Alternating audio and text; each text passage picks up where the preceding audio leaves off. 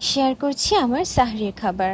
আজকের সাহরিতে প্রথমেই ছিল একটা ভর্তা, আর এটা ছিল কাঁচা কলা ভর্তা। কাঁচা কলা ভর্তা এমনিতে আমার বেশি একটা পছন্দ না, বাট সাহরিতে যখন খাওয়া হয় তখন আমার কাছে এই ভর্তাটা বেশ ভালোই লাগে।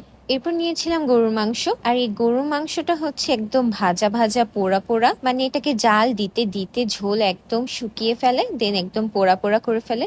এটা দিয়ে ভাত খেতে খুবই মজা লাগে। অ্যান্ড লাস্টলি ছিল কই মাছের তরকারি, মানে কই মাছের ভুনা আর কি, যেটা টমেটো দিয়ে করা হয়েছিল।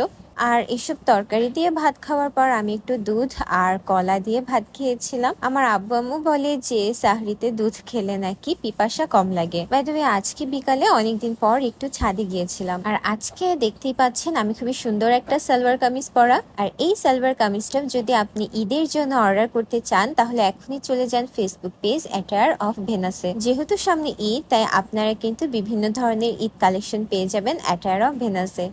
অ্যান্ড এই জামাটার ফেব্রিক ছিল কটনের মধ্যে, তাই খুবই কমফোর্টেবল, আর ওড়নাটাও ছিল বেশ বড়।